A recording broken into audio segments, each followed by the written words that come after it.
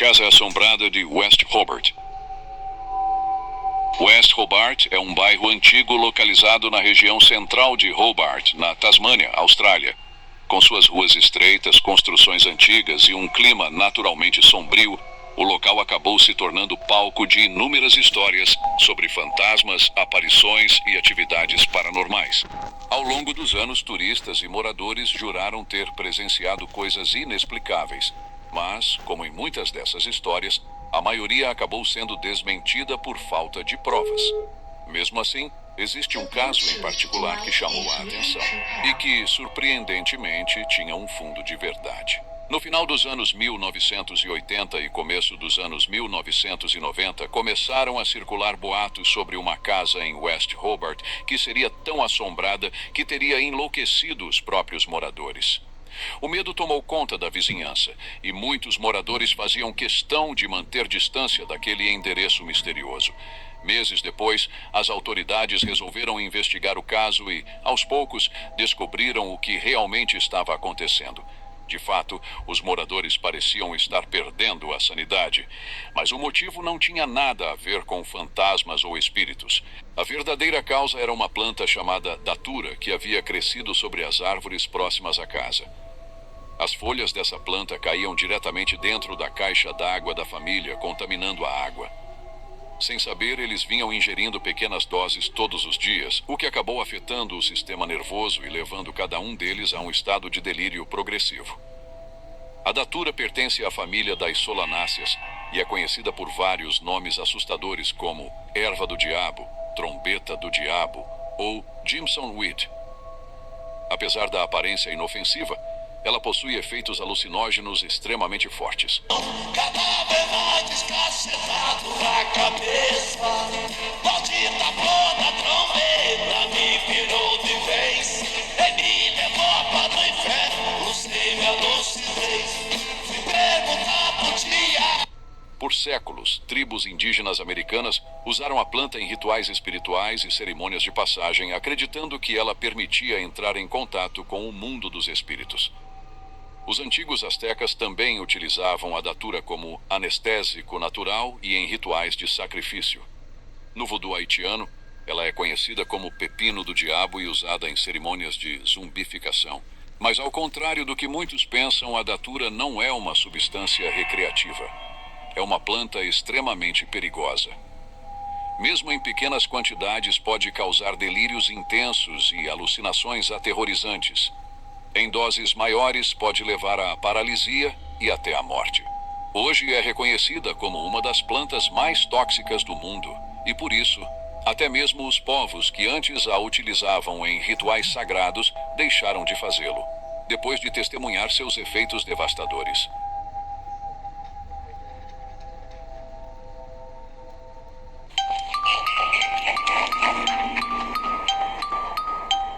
O eremita do Maine. O eremita do Maine morava no Vale de Quebo, uma das regiões mais bonitas do estado, com mais de 13 mil quilômetros quadrados de florestas, colinas onduladas e paisagens de tirar o fôlego ao redor do rio Quebo. Muitos donos de cabanas em North Pond dizem que o lugar é um verdadeiro refúgio de paz, mas nem sempre foi assim. Entre os anos 1980 e início dos anos 2000, foram registrados mais de 1.000 relatos de invasões nas cabanas da região. Por décadas, ninguém sabia quem estava por trás dos furtos, principalmente porque aconteciam sempre quando os moradores estavam fora de casa. Com o tempo, os donos de cabanas perceberam um padrão. Os furtos aconteciam antes do Memorial Day e depois do Labor Day. Os itens levados eram variados: alimentos, utensílios de cozinha, livros, botijões de gás e produtos de higiene pessoal.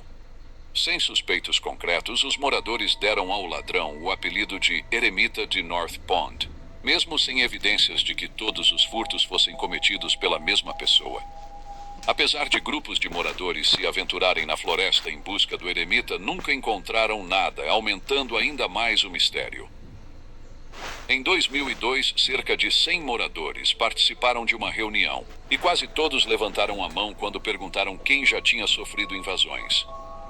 A partir daí, o eremita de North Pond se tornou uma espécie de bicho-papão local, com sua história sendo contada ao redor das fogueiras por anos. Ninguém imaginava que o responsável seria encontrado até que, em abril de 2013, um homem chamado Christopher Thomas Knight foi preso no meio da floresta por um policial que se dedicou exclusivamente a capturá-lo.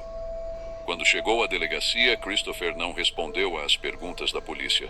Parecia ter dificuldade para falar, mas depois revelou estar envergonhado de si mesmo. Descobriu-se que ele vivia sozinho na floresta, em uma tenda de nylon sem aquecimento, sobrevivendo apenas com o que roubava das cabanas. Ele resistiu a invernos com temperaturas de até menos 20 graus Celsius e não havia ido ao médico nem tomado remédios por 30 anos. O mais impressionante é que, durante todo esse período, ele não teve nenhuma conversa com outro ser humano, exceto uma vez, quando encontrou um caminhante e apenas disse "Oi". Chris havia perdido completamente a noção do tempo. Quando perguntado há quanto tempo vivia sozinho, respondeu: "Desde o desastre nuclear de Chernobyl, que aconteceu em 1986. Investigações revelaram que ele tinha 20 anos quando decidiu se isolar, poucos anos depois de terminar o ensino médio. Ele nunca explicou o motivo real de seu isolamento. Durante todos esses anos, tomou extremos cuidados para manter sua privacidade. Nunca acendeu fogueiras, só saía à noite e não teve nenhum contato com a sociedade por mais da metade de sua vida. Não dirigia, nunca enviou e-mails e não sabia o que era a internet até ser preso. Curiosamente, os policiais descobriram que o único bem pessoal verdadeiro que ele possuía eram os óculos que usava há 30 anos e que aparecem até em sua foto do anuário da Lawrence High School, de 1984. Todo o resto, incluindo roupas íntimas e casacos, havia sido roubado das cabanas. Após a investigação, Knight foi condenado a 7 meses de prisão e depois voltou a desaparecer. Hoje, segundo a polícia, ele vive uma vida tranquila e isolada em uma área rural do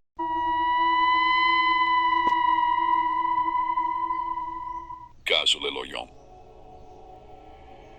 Desde o final dos anos 1990 e início dos anos 2000, surgiram relatos de pessoas que afirmam ter visto uma figura misteriosa na floresta de Maulis, no cantão de Friburgo, na Suíça. Segundo as descrições, a figura era humanoide, com aproximadamente 1,90 m de altura, sempre usando um macacão antigo, uma capa ou manto camuflado e uma máscara de gás cobrindo todo o rosto. Apesar de parecer ameaçadora, a maioria dos relatos dizia que Leloyon não causava mal físico, embora seu visual causasse grande desconforto e medo. Alguns moradores chegaram a procurar a polícia depois que seus filhos relataram medo ou ansiedade ao encontrarem a figura na floresta. Com o tempo, os moradores começaram a criar suas próprias versões da história. Houve quem dissesse que a figura era o fantasma de um soldado instável, enquanto outros acreditavam que se tratava de um extraterrestre. Durante os primeiros anos, Leloyon era considerado apenas uma lenda urbana e não havia provas concretas de sua existência. Mas em 2013, a história ganhou destaque internacional quando o jornal suíço-francês Le Matin publicou a primeira fotografia conhecida de Leloyon, enviada por um caminhante que alegava ter encontrado a figura na floresta. Depois da divulgação da foto, pessoas de todo o país começaram a visitar a floresta na esperança de ver Leloyon pessoalmente.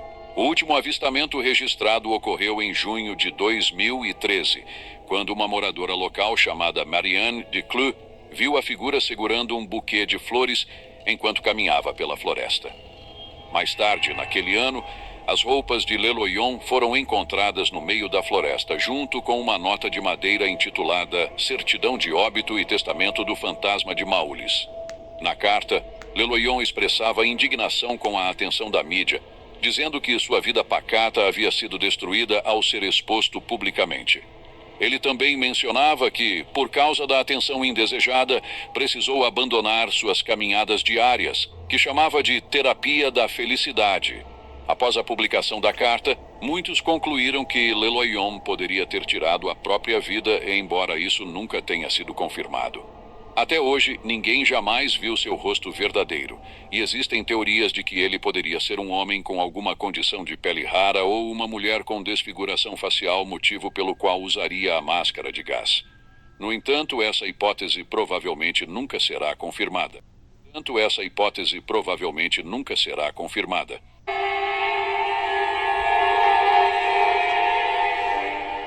Purple Aki. Nos anos 1980 e 1990, começaram a surgir histórias sobre um homem muito musculoso chamado Purple Aki, no noroeste da Inglaterra. A lenda dizia que ele caminhava pelas ruas de Liverpool em busca de jovens fortes e jogadores de rugby, abordando-os de maneira estranha para perguntar se podia sentir seus músculos. Se o adolescente aceitasse, ele apertava os músculos por tempo exageradamente longo e, em seguida, pedia que fizessem agachamentos para avaliar a força das coxas. Alguns relatos ainda afirmavam que Purple Aki chegava a pedir para os jovens posarem para ele e, curiosamente, oferecia dicas de treino e alimentação para quem aceitasse a interação. No início, os boatos eram tão absurdos que quase ninguém acreditava.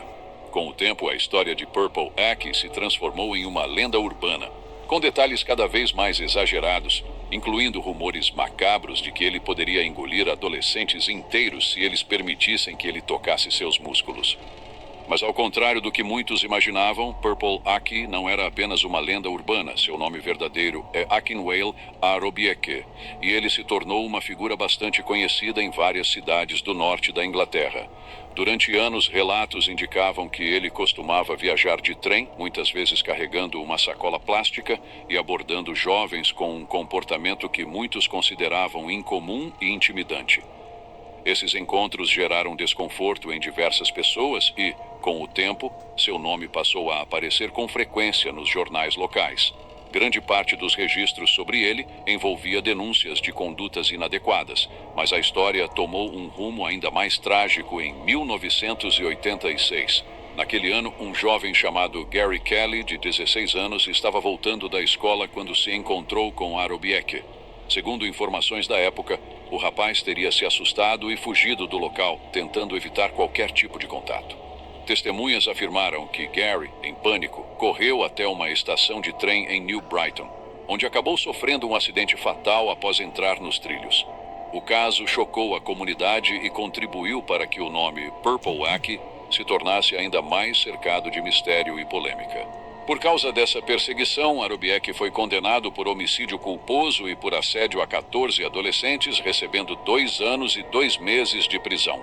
Em 1988, ele entrou com recurso alegando que a condenação havia sido influenciada pelo fato de ser negro.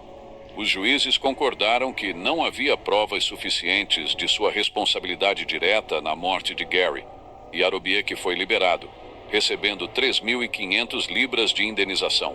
Entre 1988 e 2006, ele voltou e saiu da prisão diversas vezes, sempre incapaz de resistir à compulsão de tocar e medir músculos de outras pessoas. Em 2003, foi preso novamente por 15 acusações de assédio e intimidação de testemunhas, sendo condenado a 6 anos de prisão.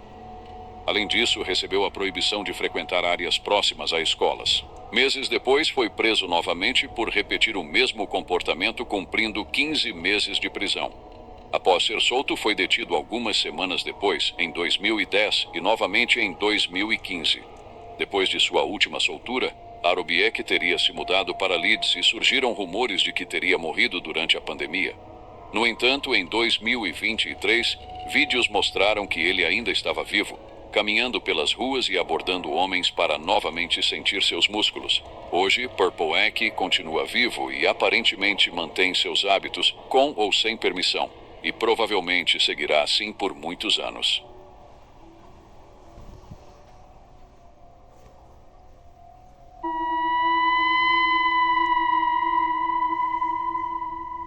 Bunnyman.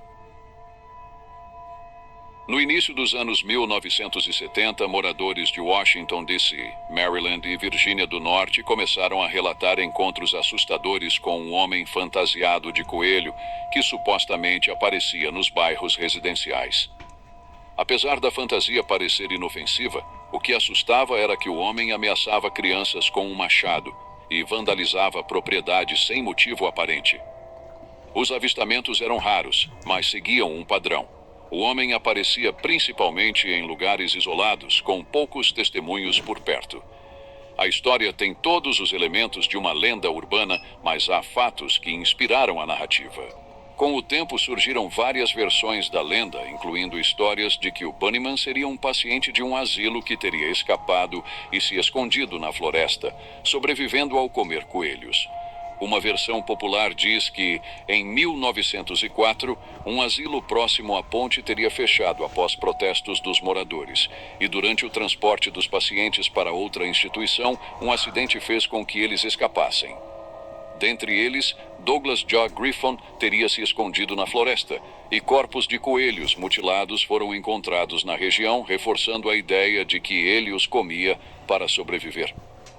Com o tempo, a história do Bunnyman se espalhou, principalmente durante o Halloween, e a ponte na Colchester Road passou a ser chamada de Bunnyman Bridge. Hoje o local é um ponto turístico para curiosos e fãs de histórias de terror. Embora os incidentes de 1970 sejam reais, os elementos mais assustadores e sobrenaturais da lenda não têm comprovação. A história do Bunnyman é um exemplo clássico de como lendas urbanas podem crescer, misturando fatos com medo, exageros e mistério, cativando gerações.